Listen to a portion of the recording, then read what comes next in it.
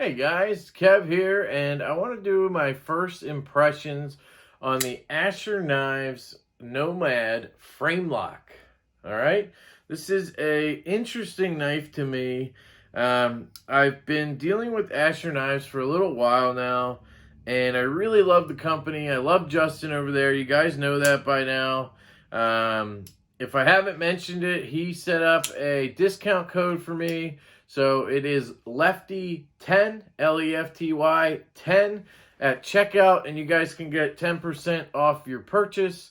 I don't make any money off of that. I just really like the company and asked him to make a discount code for you guys. So if you do want to try something out from Asher, just, head on over there to, I think it's asherknives.com, and use Lefty10 at checkout. But anyway, the Nomad Framelock, to me, is a very interesting knife. So, again, I have my Coke here, switching it up a little bit. And this right here is the Asher Nomad. This is the original Nomad. I think it might be called the 2.0 now or something, because it has this white backspacer. It's on bearings. This is a Axis style lock, crossbar lock knife. And just to kind of mention real quick, I know there's some stuff going around about the heat treats, or not the heat treats, the steel on these knives. I asked Justin about it because I heard from somebody that loved them knives, tested the earlier models of this, the Nomad. I think this might be included in that. The Nomad, the Silva, and the Sentry, I believe. And they say they're S35BN, and Justin over at Asher Knives thought, obviously, they were S35BN. And the testing came back that they were actually D2. And,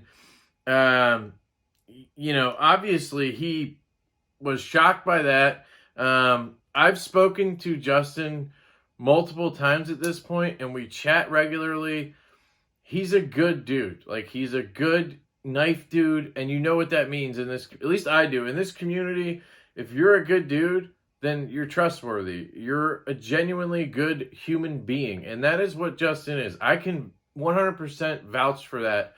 And the reason I say that is because there's going to be people who say, oh, he knew, he was just trying to make a buck or whatever. That's not the case. That's not what he does. That's not what he's trying to do. He put his own money into creating a knife company so that he could bring knives to market that had premium materials but cost under $100. And he did that. And he wanted S35BN. He didn't want D2 to be tagged like S35BN. So anyway, he basically made this company manufacturer redo all the blades. He had all new blades made for the knives that were affected or whatever. And he is shipping those out. He's shipping new blades to anybody who bought one of the knives with the D2 blades on them. So he's taking care of the issue. In my opinion, that is you can't ask for more than that. He's replacing the blade. He's essentially replacing the knife for you. And I'm sure you get to keep the D2 blade too that you thought was S35, right? And I never realized, I don't use my knives all that much or all that hard, so I wouldn't really know, but I never noticed any staining or rusting or anything like that either. So, but anyway, he's handling that situation gracefully, and I appreciate his honesty and his, motivation to go out there and fix it. He didn't just say, oh, well, next time. No, he's going to get you a new blade for that knife. He's sorry this happened. He feels terrible. Trust me. So anyway, I think I'll be getting new blades for this and my Silva. But this one right here, the Framelock, is a legit S35 blade. It's stonewashed. I think that's how you can tell the difference right now, is any of the ones that were satin were from the first earlier runs, and those are the D2 ones. And then the stonewash ones are S35. So anyway, I just wanted to compare these before I went into the first impressions, and I wanted to just give a background on that because I know it's going to come up in the comments and stuff. And please feel free to leave your feelings, your thoughts in the comments. That's what they're there for. I want to have conversations with you guys. So please leave your comments. What do you think? I personally 100% believe what Justin says, and I really like the guy. So it's that. But let me know what you think. So this is a frame lock version of the crossbar lock version of the Nomad. So this is the original, this is the frame lock. That's why it's called the Nomad Framelock. And this knife originally was very thin, right? Like here's a bug out, which it's always compared to because it looks just like a bug out. You know, is almost as thin as a bug out, right? And this knife, let me put the other one away. This knife is thinner than a bug out. So the frame lock version of the Nomad, well, hold on, let's see. Yeah, it's just slightly thinner than a bug out. This is going to be impossible for you guys to see. And I'm probably not holding it very well either. But it is just the tiniest bit thinner than a bug out. So this thing is extremely comfortable in your pocket. I don't even notice it's there when it's in pocket. I've had it in pocket a few times because honestly, I really am intrigued by it. I'm not going to say I love it right now. I like it for sure. And I honestly think if you're the kind of person who likes the bug out and you like a minimal, simple, lightweight, thin, everyday EDC knife that can handle its business, this is a really good offering, especially if you don't want to spend, you know, however much, you know, $150, $130 on a bug out. Sometimes they get expensive. You know, this is $75 or whatever. That's a steal for S35EN G10. It's a stainless steel frame lock, but it is super lightweight, deep carry clip, pretty much to the butt end. I mean, there's a little bit there, but in your pocket, you don't really notice that. Good action on bearings. It flies out with the thumb studs. It's very intriguing.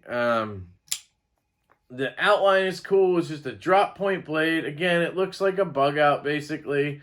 It's got a little bit of a different blade shape. It doesn't have a lanyard hole, which is awesome, even though if you really care, you could use the clip, I guess, as a lanyard spot. And it has a frame lock. So those are the differences.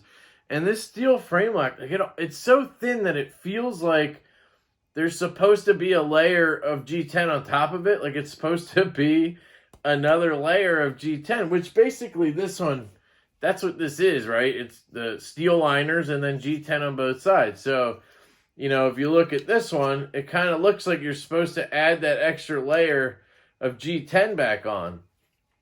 But I like how thin it is. I like the action. If you saw my unboxing, you'll know that this one in particular showed up and it had some issues. There was a lot of gunk in there.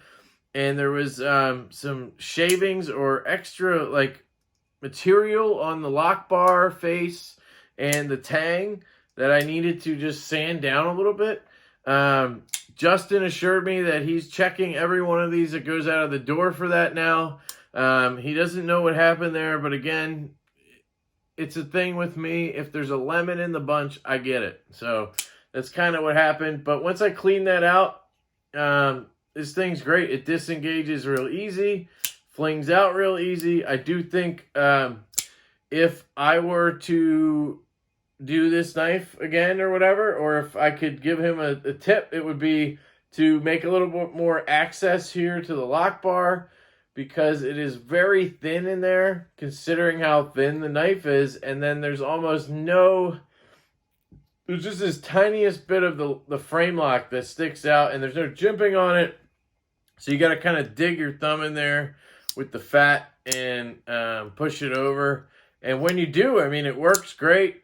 It drops really cool. Left-handed, it's honestly easier because I just kind of wedge my thumb in there and slide it over and use my finger to grab the blade. And then I can pull it down a little bit and then shake it closed, right? So the action on the open is really good with the studs. If I go to the break point, it always flings out. No problem. I really am addicted to this action, especially the opening action. And then I kind of swing it closed. You know, it's one of those knives where I don't need it to be dropped shut because I'm using the thumb stud and everything to kind of manipulate it closed. That's pretty rare for me to not care about drop shut because this doesn't really, you know, drop shut. You have to shake it.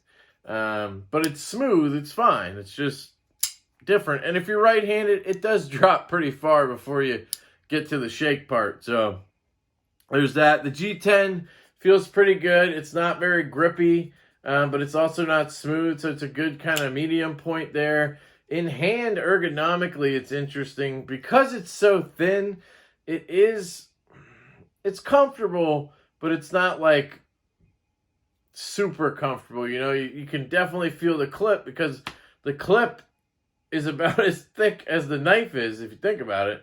It almost doubles the thickness down there. So you can feel that in your palm, but it's not like a hot spot or anything. Maybe if you really went to work with this thing, it would become a hot spot. Yeah, I can really feel it if I squeeze. And let's think here. What else can I ramble about? It has a reversible clip, which is awesome for us lefties. Score one right there. Justin is a lefty, so he tries to keep us in mind when he can. The blade itself, again, is S35VN, has a good point, drop point blade with a flat ground blade. These are thinner behind the edge than the original ones are. That was one of the kind of things that came up during reviews and usage after these came out, that the blade was a little bit thick behind the edge and the geometry wasn't great. So he thinned that out.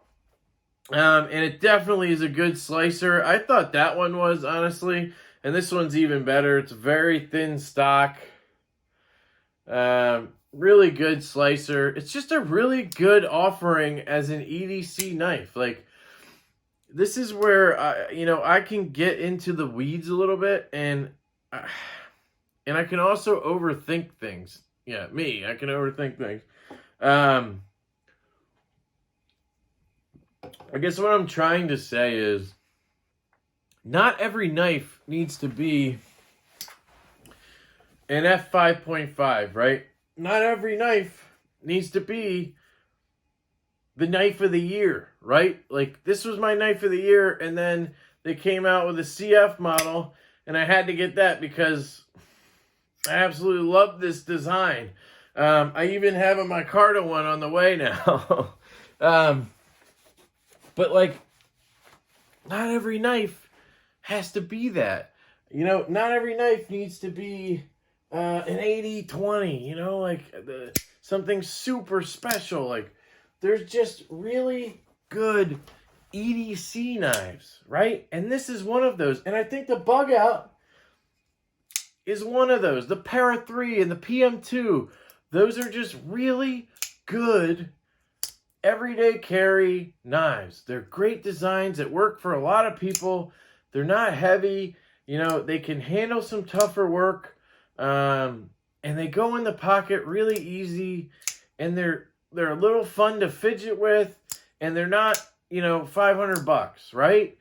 That is the thing that I see with this knife. This is a $75, $80 fun knife that you can EDC and not worry about, It's not the flashiest knife. It's not the best cutter. It's not the most ergonomic knife. It doesn't have the best action I've ever seen. But it gets the job done. And it's comfortable in hand. And it does have reliably fun action. It carries well. Like, it's just a good knife. And it's not expensive. At least for me. It's a budget knife. And there's a place for that. And I think this is just one of those, and it's a good one. And if you are looking for that, you should get one, you know?